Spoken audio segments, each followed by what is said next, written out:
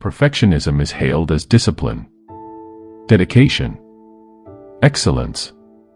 We celebrate the person who leaves no detail to chance, who rehearses every presentation until it glimmers, who crafts the flawless LinkedIn post. But beneath the applause lies a quieter truth. Perfection isn't about mastery, it's about hiding. When you chase perfect, you hide behind layers of refinement, guarding yourself against the vulnerability that real impact demands. That mental shelf you build, stacked with half-finished projects, unwritten books, unlaunched ideas, is not evidence of your seriousness, but of your fear of being fully seen. You polish your persona to shield yourself from doubt, shame, and the risk of exposure. Yet each perfected detail beats like a drum calling you back into hiding. The real question you avoid is never, "Can I do this?" but, "Can I handle who I become if I succeed?" This introduction stakes the emotional ground. Stay hidden and risk lifelong regret, or step onto the stage raw and alive. Listeners are challenged to confront their own shelves and decide whether they will remain prisoners of perfection or pioneers of progress. Imagine your mind as a grand library. On one shelf sits the shiny, polished volumes, completed tasks, published posts, finished designs. On another shelf, hidden behind a velvet curtain, lie the manuscripts waiting for the right moment, untold stories, raw business plans, ideas that ignited your heart.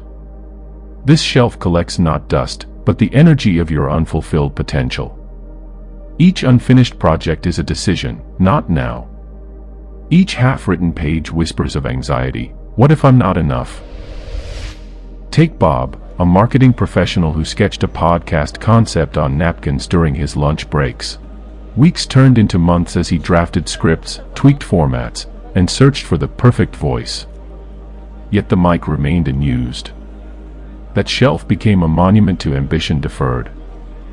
Meanwhile, his colleagues launched amateur shows, refined on the fly, and built engaged audiences. The lesson: perfection thrives in isolation, but impact requires action. This shelf is not a sign of your worth, it is a sign of your fear. Perfectionism acts like a faulty compass. Instead of directing you toward north, your purpose, it points you toward calm harbors of safety.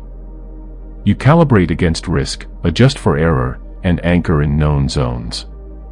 You refine slide decks to eliminate even hypothetical feedback. You rewrite your proposal until it flatlines, never to be shared. But genuine growth happens beyond the safety line, in waters where the compass trembles and risk ignites opportunity. Think of Marcus, the software developer who delayed releasing his startup's MVP until every edge case bug was squashed. By the time he launched, the market had moved on, and investors had shifted focus. Or consider Lily, a writer who reworked Chapter 1 10 times, never trusting it enough to send to an editor. These stories reveal the trap. Perfection gives you the illusion of control, while genuine progress demands imperfect steps. Your compass doesn't guide you to mastery, it shackles you to fear. Why do we fall into this trap? Because we confuse high standards with self-protection. We believe that if we cover every angle, anticipate every critique, and polish every line, we protect our egos from failure. But failure is only one side of risk. The other side is exposure, being seen. The brain's fear center registers social threat as a life or death scenario. Rejection from peers can feel more painful than physical harm. So perfectionism becomes our shield. We practice until our voice cracks, tweak until our eyes blur, and rehearse until our courage erodes. Yet, the comfort of inaction is a slow poison. It breeds anxiety, erodes self-trust, and fuels resentment as you watch others step into action. In this section, we map the emotional circuitry of the trap. From the adrenaline spike of imagined failure to the crash of self-criticism.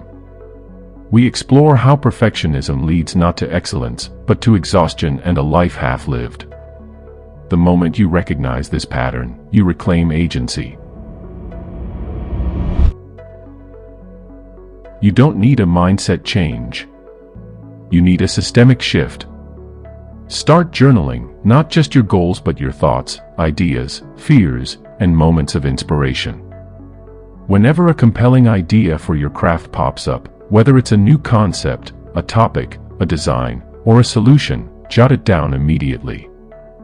Use your phone, a digital note, or even a physical notebook. Don't wait for the perfect time to flesh it out. Capture it raw. As you do this consistently over days and weeks, patterns begin to emerge. Some ideas will excite you immediately, those are clues. Others may feel too ambitious or ridiculous at first, but keep them anyway. The act of collecting ideas is itself a statement, I trust my inner voice. Over time, you'll begin acting on one or two of them, maybe in silence, maybe without telling anyone yet, but you'll begin. And that act of moving, even quietly, builds confidence. Confidence creates motion. And motion breaks the grip of perfectionism. That's how it works. Start where you are. Move with what you have. Let clarity come from the doing, not the waiting. Each of these shifts is more than a tip, it's a behavioral hack that rewires your default from fix until perfect to release, learn, iterate. Listeners will hear real mini-case studies illustrating each shift, indie musician who's built a fan base by posting half-finished demos, startup teams that accelerated growth by sharing prototypes, authors who secured book deals after exposing early drafts. Your imperfect action doesn't end with personal liberation, it sparks collective transformation. In workplaces that embrace early sharing, teams move at startup speed, experimenting and learning. In leadership circles, vulnerability fosters trust and loyalty. At home, admitting mistakes opens authentic dialogue. Online, microcommunities flourish around transparency, fueling collaborative creativity. When you post a rough draft instead of a polished masterpiece, you model permission for others to do the same. That shift in norm, from flawless facades to genuine progress, creates a culture where innovation thrives. We'll showcase examples: an e-commerce team that doubled revenue after adopting weekly prototype reviews, a neighborhood group that improved local parks by sharing unpolished community proposals, a social media collective that grew tenfold by highlighting behind-the-scenes struggles. These stories reveal the exponential power of one imperfect commit to resonate across social and professional ecosystems. Here's your challenge. Tonight, choose one task you've delayed under the guise of perfection. Finish it. Not perfectly, just finish. Publish the post. Send the pitch. Upload the demo. Make it visible, make it real. Then come back here and share in the comments, what did you release, and what did you learn? This simple act, one imperfect step, severs the chains of perfectionism. It reframes doubt as data, fear as fuel. Remember, perfection is the greatest trap, movement is the ultimate emancipation. Your small action sets the stage for massive transformation. Dare to start. Dare to share. Dare to grow, imperfectly.